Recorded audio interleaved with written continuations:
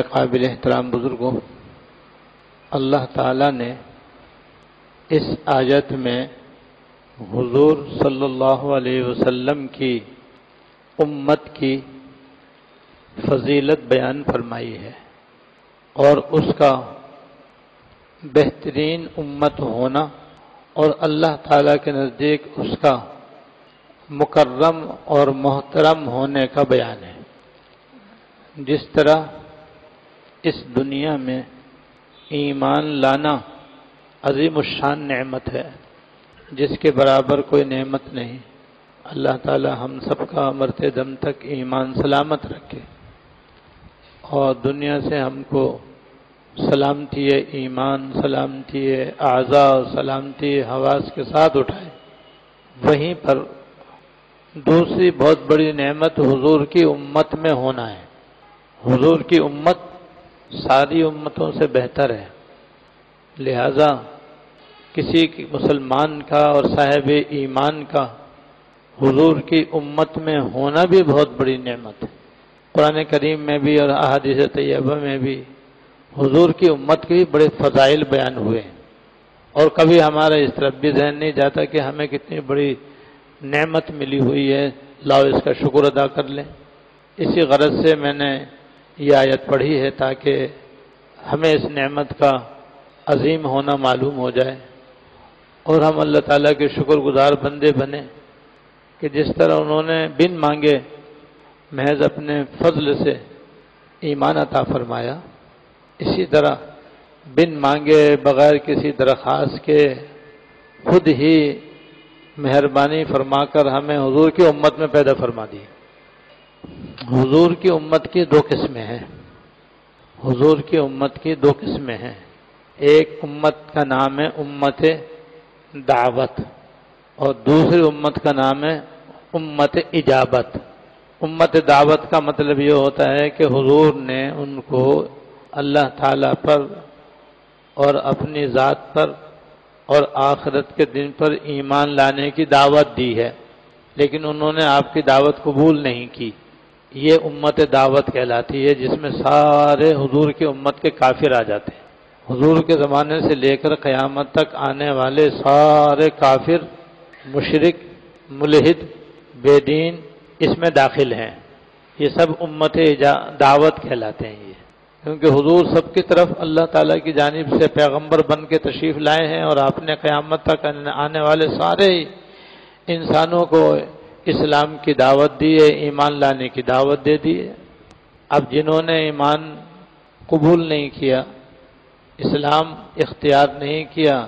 اور وہ کافر کے کافر رہے اور ہیں اور بہت سے ایسے ہی رہیں گے، تو یہ بھی حضور کی امت میں داخل ہے، مگر یہ حضور کی دعوت قبول نہ کرنے والے ہیں، اس لیے ان کو امت دعوت کہتے ہیں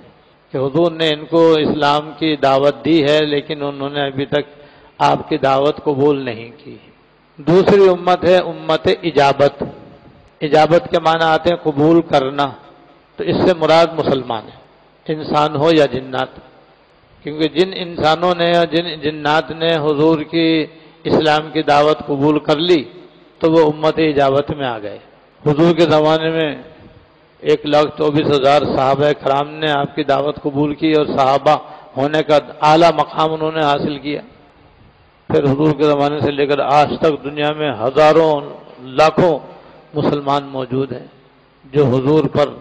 اللہ تعالیٰ پر، آخرت پر ایمان رکھتے ہیں اور وہ مسلمان ہیں۔ ان سب کو امت اجابت کہتے ہیں۔ قرآن کریم میں اور احادیث طیبہ میں حضور کی امت کے جو فضائل آئے ہیں وہ امت اجابت کے فضائل ہیں، امت دعوت کے نہیں ہیں۔ تو اللہ تعالیٰ کا بڑا انعام ہے، اس کا احسان ہے کہ اس نے ہمیں ایمان بھی دیا، پھر حضور کی امت اجابت میں ہمیں داخل فرمایا۔ اللہ تعالیٰ اسی پہ ہمیں مرنا نصیب فرمائے۔ اس کے بڑے فضائل ہیں، چند فضائل میں اس وقت بیان کروں گا انشاءاللہ تعالیٰ۔ ایک حدیث میں آپ نے فرمایا کہ وہ امت کیسے ہلاک ہو سکتی ہے، وہ امت کیسے ہلاک ہو سکتی ہے جس کے شروع میں تو میں ہوں، درمیان میں حضرت مہدی علیہ السلام ہے اور آخر میں حضرت عیسیٰ علیہ السلام ہے، تو ایسی امت کیسے ہلاک ہو سکتی ہے؟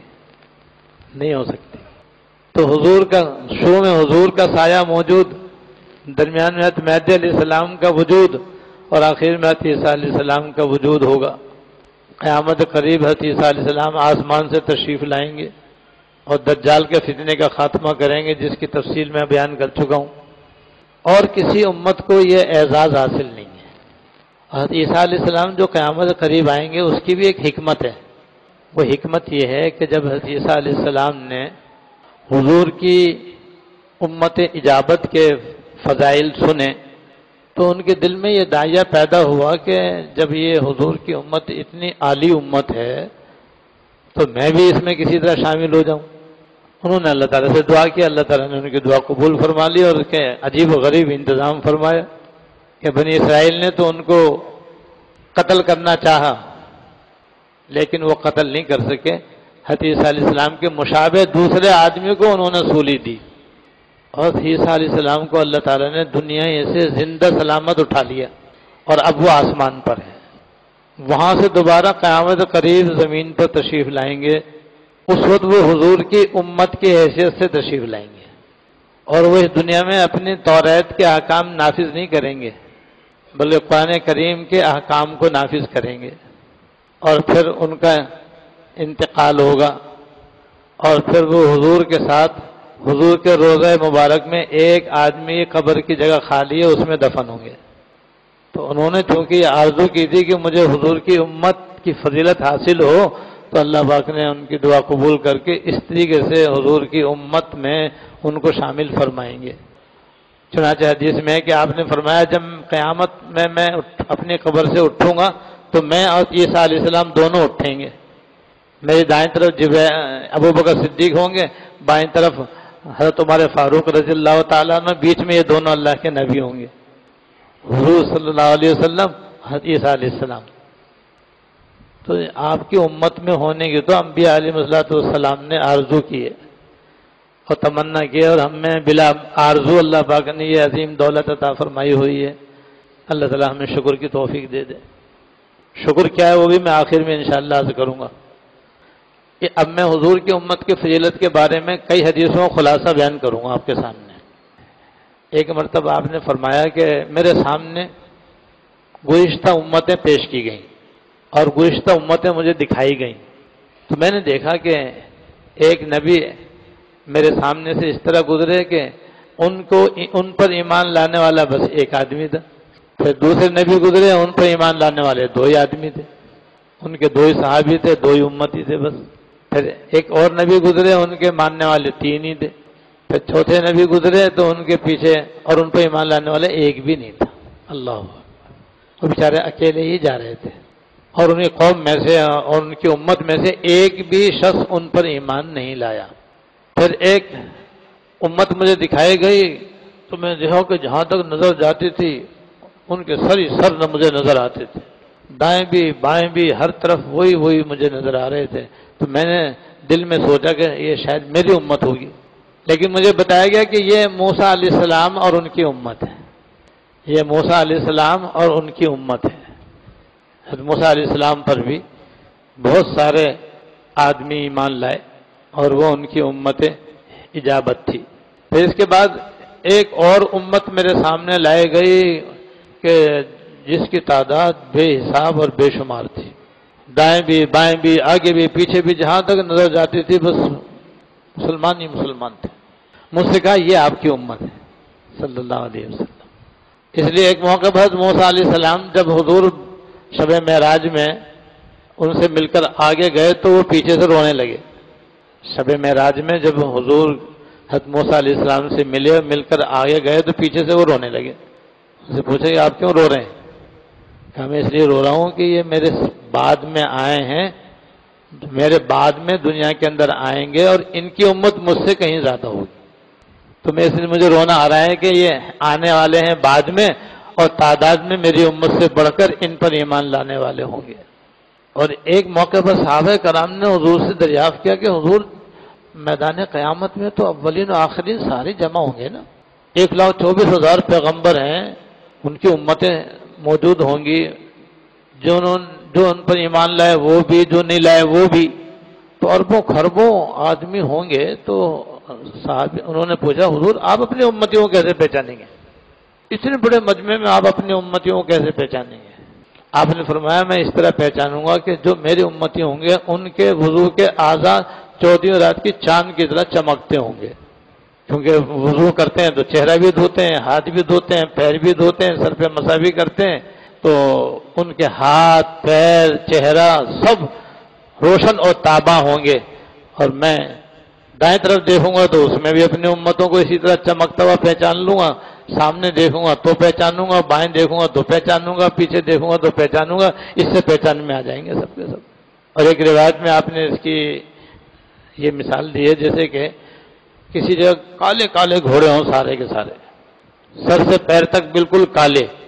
اور ایک دو گھوڑے ایسے ہوں کہ جن کی پیشانی بھی سفید اور ان کے چاروں ہاتھ پیر بھی سفید، تو کالوں میں ایسے گھوڑوں کا پہچاننا کوئی مشکل ہے؟ کچھ بھی مشکل نہیں، دور سے سمجھ میں آ جائیں کہ بھئی یہ سفید اور کالا گھوڑا ہے اور باقی سارے کالے گھوڑے۔ کہتے ہیں جیسے سفید گھوڑے کو پہچاننا آسان، ایسے مجھے اپنی امت کا پہچاننا بھی آسان ہوگا۔ پھر فرمایا کہ اس جو میری امت جو مجھے دکھائی گئی کہ جس کے برابر کسی کی بھی امت نہیں تھی، تو ان کے آگے وہ 70,000 ہوں گے جو بغیر حساب و کتاب کے جنت میں جائیں گے، اور دوسری روایت میں یہ بھی ہے کہ پھر ان میں سے ہر ایک کے ساتھ بھی مزید 70,000 ہوں گے، اور اللہ تعالیٰ 3 لف اور بھریں گے اور ان میں سے نکال کے جنت میں ڈال دیں گے۔ یہ ہے حضور کی امت کی فضیلت، اور یہ ہے حضور کی امت کا اعزاز، اور یہ حضور کی امت کا اکرام۔ چنانچہ ایک روایت میں جب حضور نے ایک بہت بڑی تعداد حضور کی امت میں سے جنت میں ڈالنے کے لیے وعدہ فرمایا تو حضرت صدیق اکبر رضی اللہ تعالیٰ نے درخواست کی حضور کچھ اور تعداد بڑھا دیجیے، اللہ تعالیٰ سے اور کچھ تعداد مانگ لیجیے۔ تو حضور نے مانگی تو اللہ تعالیٰ نے فرمایا اچھا 1 لف اور صحیح۔ پھر حضرت صدیق اکبر نے کہا حضور کچھ اور درخواست کر دیجیے اللہ تعالیٰ سے۔ تو حضرت صدیق اکبر رضی اللہ تعالیٰ جو تھے وہ اللہ تعالیٰ کی رحمت کو بہت جانتے تھے، کیا وہ اللہ تعالیٰ کی رحمت کو جوش ہے تو کہے جاؤ۔ پھر انہوں نے دوبارہ کی درخواست کی تو کہا حضور نے اللہ تعالیٰ سے مانگا، اللہ نے کہا 1 لفہ اور صحیح۔ اب تیسری مرتبہ بھی آپ کہنے لگے تو حضرت عمر رضی اللہ تعالیٰ نے کہا صدیق اکبر رضی اللہ تعالیٰ رہنے بھی دو، اللہ تعالیٰ کا تو 1 ہی لفظ کافی ہے۔ تو آپ نے فرمایا ہاں بات تو یہی ہے کہ اللہ تعالیٰ کیا تو 1 ہی لفظ کافی ہے، سارے آ جائیں گے اس میں کون بچے گا اس کے اندر۔ تو یہ 70,000 حضور کی امت میں سے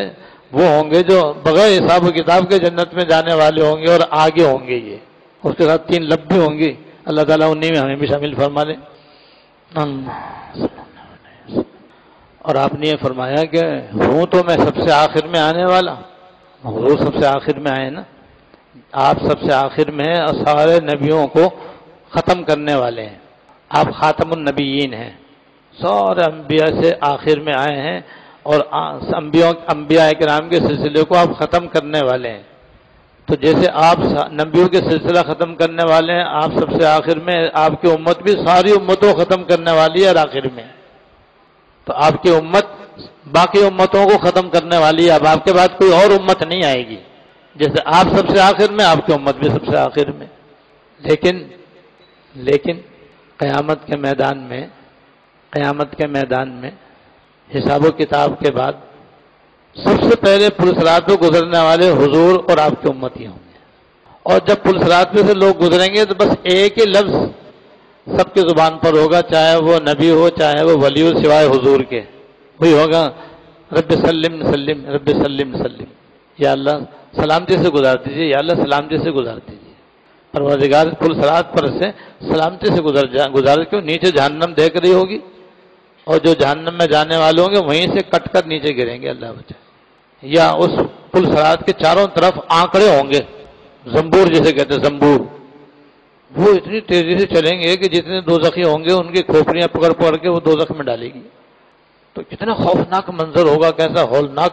وہ وقت ہوگا جب پلسرات پہ سے لوگ گزر رہے ہوں گے اور ہزاروں کی تعداد میں دوزخ میں گر رہے ہوں گے اور ہزاروں کی تعداد میں بچ کے جا رہے ہوں گے۔ تو آپ نے فرمایا اس وقت جو ہے نا سب کی زبان پر، یہاں تک کہ انبیاء علیہ السلام کی زبان پر بھی رب سلم سلم ہوگا، یا اللہ سلامت رکھیے، بس عافیت سے گزار دیجیے۔ اور حضور فرمائیں یا رب امتی امتی، یا رب امتی، یا اللہ میری امت کو سلامتی سے گزار دیجیے، یا اللہ میری امت کو سلامتی سے گزار دیجیے۔ کیسے رحمت للعالمین ہے، خود بھی اپنی فکر نہیں ہوگی، ہماری فکر ہوگی آپ کو۔ اور جنت میں جانے والوں کی جو تعداد ہوگی وہ ہوں گی 120 صفیں، جتنی بھی جنت میں جانے والے ہوں گے ان کی کل 120 صفیں ہوں گی۔ اب ایک صف کتنی لمبی چوڑی کہ اللہ ہی بہتر جانے۔ 120 صفیں ہوں گی، ان میں سے 80 حضور کی امت کی صفیں ہوں گی، اور 40 آپ کے علاوہ باقی امتوں کی صفیں ہوں گی، اور آپ سب سے پہلے جنت کا دروازہ جا کے کھٹکھٹائیں گے کہ کھولو بھائی جنت کا دروازہ کھولو، تو سب سے پہلے آپ ہی کے جنت کا دروازہ کھولا جائے گا، اس سے پہلے کسی کے لیے بھی جنت کا دروازہ نہیں کھولا جائے گا۔ اور جنت کا دروازہ ایک مثال سے ہی میں سمجھانا چاہتا ہوں آپ کو، تقریباً 10 میل لمبا ہوگا، 10 میل چوڑا ہوگا۔ آپ فرماتے ہیں کہ جنتی اتنی لاتعداد ہوں گے کہ جب وہ دروازے میں سے گھسیں گے تو پھنس جائیں گے۔ 10 میل لمبا دروازہ، چوڑا دروازہ، مگر جنتی جانے والے جنت میں اتنے لاتعداد ہوں گے کہ جب وہ ریلا کا ریلا جب جائے گا اندر تو دروازہ تنگ پڑ جائے گا ان کو۔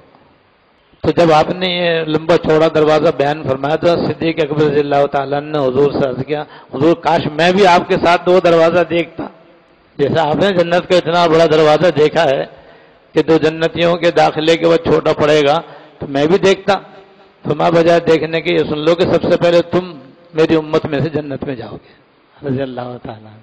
سبحان اللہ۔ میری امت میں سب سے پہلے آپ جنت میں جاؤ گے، تو پل صراط پر سے بھی حضور کی امت سب سے پہلے گزرے گی، جنت میں بھی سب سے پہلے حضور جائیں گے، پھر آپ کی امت جائے گی، اور آپ کی امت میں سے 80 صفیں جنت میں جائیں گی، باقی صفیں بعد میں جائیں گی، اور حضور کی اور 40 صفیں جائیں گی۔ یہ ہے حضور کی امت کی فضیلت۔ اور ایک حدیث میں آپ نے فرمایا کہ اللہ تعالیٰ نے دنیا میں ہر نبی کو ایک مقبول دعا دی تھی کہ جب چاہے مانگ لیں قبول ہو جائے گی، بس وعدہ ہے من جانب اللہ، جو مانگو گے دے دیا جائے گا۔ تو ہر نبی کو اللہ پاک نے ایک دعا اور مقبول دعا عطا فرمائی، مجھے بھی دی، مجھے بھی اللہ پاک نے ایک مقبول دعا عطا فرمائی، اور پیغمبروں نے تو وہ دنیا ہی میں استعمال کر لی۔ جب ان کی قوم ان پر ایمان نہیں لائے تو انہوں نے دعا کر لی کہ یا اللہ یہ تو ایمان لاتے نہیں ہیں، لہذا ان کو ہلاک کر دے، تو یہ انہوں نے استعمال کر لی۔ میں نے آخرت میں اپنی امت کی بخشش کرانے کے لیے بچا کے رکھی ہوئی ہے، صلی اللہ علیہ وسلم، صلی اللہ علیہ وسلم۔